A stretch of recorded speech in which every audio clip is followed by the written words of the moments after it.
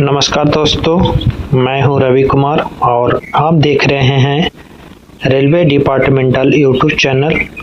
तो आइए शुरू करते हैं। आज आप देख रहे हैं एलडीसी के अंतर्गत होने वाले ट्रेन मैनेजर का एग्ज़ाम पेपर, जो पुणे डिवीज़न में 26/7/2021 को हुआ था।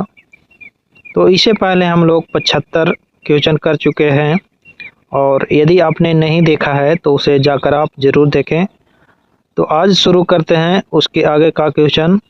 तो पहला क्वेश्चन है, अपनी आधिकारिक पद का प्रयोग करके अपने परिवारजनों या संबंधियों को नौकरी दिलाना कौन सी कंडक्ट रूल की उल्लंघन है? तो इसका सही उत्तर होगा रूल 4। अगला प्रश्न है, राजनीति में भाग लेना कौन सी कंडक्ट रूल का उल्लंघन है? तो इसका सही उत्तर है रूल 5। अगला प्रश्न है, दहेज मांगना कौन सी कंडक्ट रूल का उल्लंघन है? तो इसका सही उत्तर है 13A। अगला प्रश्न है, लोकपाल और लोकायुक्त अधिनियम एक्ट किस वर्ष का है? तो ये अधिनियम 2013 में बना था और 18 दिसंबर 2013 से पारित हो गया था। अगला प्रश्न है, सरकार की आलोचना कौन सी कंडक्ट रूल का उल्लंघन करता है? तो इसका सही उत्तर है रूल 9। अगला प्रश्न है, पीएनएम मशीनरी की स्थापना किसने की थी? तो पीएनएम का मशीनरी की स्थापना बीबी गिरी ने की थी। अगला प्रश्न है, मंडल स्तर पर पीएनएम की अध्यक्षता कौन करता है? तो इसका सही उत्तर है डीआरएम। अगला प्रश्न है, भारतीय रेल क्या है?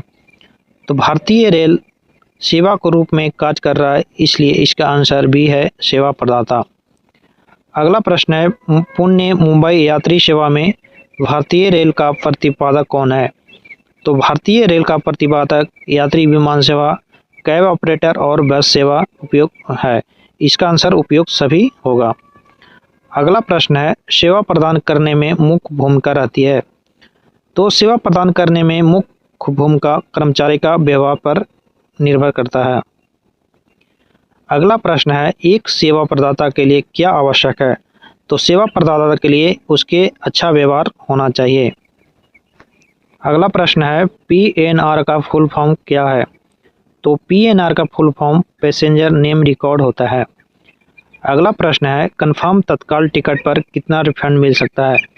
तो यदि कन्फर्म तत्काल टिकट बना हुआ है तो उसको कैंसिल कराने पर कोई रिफंड नहीं मिलता है। अगला प्रश्न है, भारतीय रेल के लिए सबसे महत्वपूर्ण है। तो भारतीय रेल के सब महत्वपूर्ण वाक्य सफाई होना जरूरी है, उपभोक्ता और समयबद्धता भी जरूरी है। तो इसका आंसर डी है उपयुक्त सभी। अगला प्रश्न है, सगोला किस लिए प्रसिद्ध है? तो सगोला पार्सल लोडिंग होता है वहाँ से, इसलिए सगोला प्रसिद्ध है। अगला प्रश्न है, निम्न में से कौन सा स्टेशन टीएक्सआर नहीं रही है? तो टीएक्सआर नहीं रही है सोलापुर। अगला प्रश्न है, एपीआर का फुल फॉर्म क्या है? तो एपीआर का फुल फॉर्म होता है एनुअल परफॉर्मेंस एम्प्लॉयज रिपोर्ट। अगला प्रश्न है, CRIS क्रिश का पूर्ण रूप क्या है? तो इसका आंसर सी है, centre for railway information system. अगला प्रश्न है, इनमें से कौन सी लाइन हेरिटेज रेलवे लाइन है? तो सही उत्तर हो कालका शिमला जो लाइन है वो हेरिटेज रेलवे लाइन है। अगला प्रश्न है, ACCN का किसका कोड है? तो ACCN जो होता है ये 3rd AC का कोड होता है। अगला प्रश्न है, निम्नलिखित में से कौन एक मालगाड़ी का इंजन है? तो इसका सही उत्तर होगा WAG7।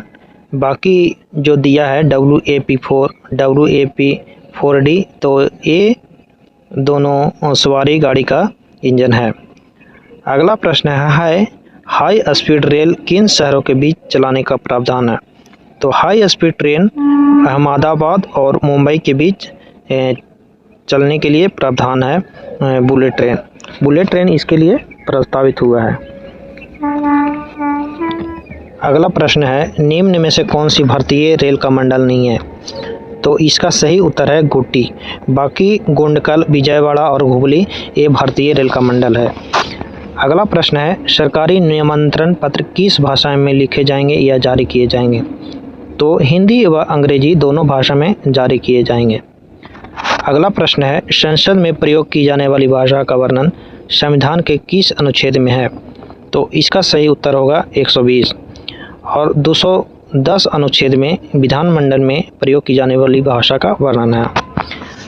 अगला प्रश्न है, सर्कुलर का हिंदी अनुवाद क्या होता है? तो सर्कुलर को हिंदी में परिपत्र बोला जाता है। अगला प्रश्न है, दादर व नगर हवेली की राजभाषा नियम के अंतर्गत कौन से क्षेत्र में आता है? तो दादर और नगर हवेली खाद्य क्षेत्र में आता है। अगला प्रश्न है, हिंदी में किए गए आवेदन, अपील या अध्यादेश का उत्तर हिंदी भाषा में देने का प्रावधान किस नियम के अंतर्गत आता है? तो हिंदी का उत्तर हिंदी में देने के लिए नियम 5 में वर्णित है। अगला प्रश्न है, कच्छ क्षेत्र से कच्छ क्षेत्र को लिखे जाने वाले कुल पत्रों का कितना प्रतिशत हिंदी में होना चाहिए? यहाँ पत्ता हो गया, मिस प्रिंट है, लेकिन यहाँ होगा कुल पत्रों का कितना प्रतिशत हिंदी में होना चाहिए? तो इसका सही उत्तर होगा 100%। अगला प्रश्न है, हिंदी में प्रवीणता का वर्णन किस नियम के अंतर्गत है? तो हिंदी में प्रवीणता का वर्णन नियम 9 में है।